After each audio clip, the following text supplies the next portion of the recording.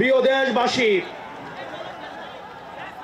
আপনারা জানেন আমরা দীর্ঘ ১.৫ দশকের আওয়ামী জাহিলিয়াতের শাসনের পরে আজকে আমরা মুক্ত বাংলাদেশে যেই সংসদ ভবনকে আমরা ফ্যাসিবাদ মুক্ত করেছি, সেই সংসদ ভবনের সামনে আমরা গণতান্ত্রিক প্রক্রিয়ায় সেই সংসদ ভবনে যাওয়ার জন্য আজকে আমরা মানিক মিয়া এভিনিউতে এসে দাঁড়িয়েছি।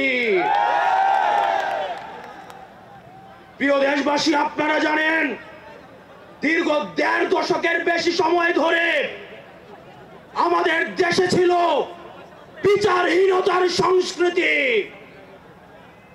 লগি বৈঠা থেকে শুরু করে ২০০৯ সালে আমাদের দেশের যারা ডিফেন্স অফ ফার্স্ট লাইন বিডিআরদেরকে আপনারা দেখেছেন কিভাবে ভারতীয় আগ্রাসনের মধ্য দিয়ে হত্যা করা হয়েছে। প্রিয় দেশবাসী, আপনারা দেখেছেন এই স্পষ্ট বিডিআর হত্যাকাণ্ডকে বিডিআর বিদ্রোহ হিসাবে চালানো হয়েছে। আপনারা দেখেছেন শাপলা চত্বরে আমাদের দাড়ি টুপিওয়ালা ভাইদের উপরে রাতের অন্ধকারে কিভাবে জেনোসাইড চালানো হয়েছে। আমাদের দাড়ি টুপিওয়ালা ভাইদের সামনে থেকে কিভাবে মাইক কেড়ে নিয়ে যাওয়া হয়েছে। প্রিয় দেশবাসী, আপনারা দেখেছেন বাংলাদেশে কিভাবে রাতের ভোট, কিভাবে দিনের ভোট রাতে চালু করার সংস্কৃতি চালু হয়েছে, ডামি ইলেকশন চালু করা হয়েছে। আমরা ৫ই আগস্টে এই আওয়ামী লীগের এই দুঃশাসনের আমরা এই দুঃশাসনের কবর রচনা করেছি। আমরা বলতে চাই, এই গণভবনে কে যাবে সেটি নির্ধারিত হবে বাংলাদেশ থেকে, ভারত থেকে সেটি নির্ধারিত হবে না। আমরা স্পষ্ট করে বলতে চাই, এই সংসদে কে যাবে সেটি নির্ধারণ করবে বাংলাদেশের খেটে খাওয়া জনতা। এই সংসদের মসনদে কে বসবে সেটি নির্ধারণ করবে এই ভূখণ্ডের মধ্যে যারা রয়েছে সেই ভূখণ্ডের মানুষ।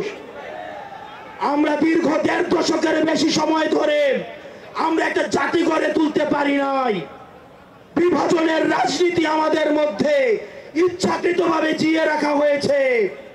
আমরা স্টেট ডেভেলপ করতে পারি নাই, আমরা নেশন ডেভেলপ করতে পারি নাই। আমাদের প্রতিষ্ঠানগুলো ভেঙে গিয়েছে, আমরা সুশাসন নিশ্চিত করতে পারি নাই,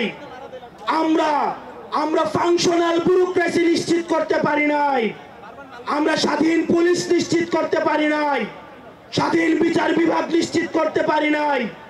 আমরা স্বাধীনতার এত বছর পরেও আমাদের তরুণ প্রজন্ম, আমাদের একটা ইনস্টিটিউশন আমরা প্রপারলি ফাংশন করতে দেখি নাই। আমরা আপনাদের কাছে কমিটমেন্ট দিতে চাই, এই তরুণ প্রজন্ম আমরা ইনস্টিটিউশন গুলাকে প্রপারলি ফাংশনাল করব। আমরা আপনাদেরকে কমিটমেন্ট দিতে চাই, এই বিভাজনের রাজনীতির ঊর্ধ্বে উঠে আমরা একতার রাজনীতি বাংলাদেশে চালু করব। আমরা স্টেট ডেভেলপ করব। আমরা এই ভূখণ্ডের অধিকার আমরা আদায় করতে পারি নাই। আমাদেরকে মাথায় রাখতে হবে, বিদেশের সাথে আমাদের বন্ধুত্বপূর্ণ সম্পর্ক থাকবে, কিন্তু কোনো প্রেসক্রিপশনের সম্পর্ক থাকবে না। আমরা স্পষ্ট ভাষায় বলতে চাই, আমাদের যখন একটা ছেলে রাস্তায় রক্ত দেওয়া শিখে গিয়েছে, আমাদেরকে কেউ রক্ত দেওয়া থেকে থামায় রাখতে পারবে না। সুতরাং আমরা স্পষ্ট ভাষায় বলতে চাই, আমাদের প্রবীণ রাজনীতিবিদ যারা রয়েছে তাদের অভিজ্ঞতা এবং তরুণদের তেজদীপ্ত এবং অকুত ভয় যে নেচার রয়েছে, সেটার মিথস্ক্রিয়ায় আমরা পরবর্তী বাংলাদেশ বিনির্মাণ করব। আমরা যতদিন না পর্যন্ত আমরা নিশ্চিত করতে চাই এদেশ থেকে পরিবারতন্ত্র, এদেশ থেকে কবরস্থ হয়েছে। এদেশে কামারের ছেলে প্রধানমন্ত্রী হবে, কুমারের ছেলে প্রধানমন্ত্রী হবে।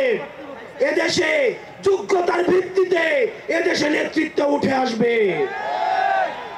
আমরা স্পষ্ট করতে চাই, আমরা একটা সুন্দর বাংলাদেশ গড়তে চাই, যে বাংলাদেশে আমাদের মধ্যে কোনো ধরনের ভেদাভেদ থাকবে না। আমাদের রাজনৈতিক পরমত সহিষ্ণুতা থাকবে, মত প্রকাশের স্বাধীনতা থাকবে, আমাদের দ্বিমত প্রকাশের স্বাধীনতা থাকবে। আমরা একটা সমৃদ্ধ বাংলাদেশ গঠন করার জন্য আমরা আপনাদের কাছে কমিটমেন্ট দিচ্ছি, আমরা প্রতিজ্ঞা করছি। এই প্রতিজ্ঞার সাথে কারা কারা একমত রয়েছেন? ও ইনকিলাব জিন্দাবাদ, ইনকিলাব জিন্দাবাদ, ইনকিলাব জিন্দাবাদ, ইনকিলাব জিন্দাবাদ। আপনাদের সাথে দেখা হবে আমাদের তরুণদের স্বপ্নের বাংলাদেশে। আসসালামু আলাইকুম ওয়া রাহমাতুল্লাহ।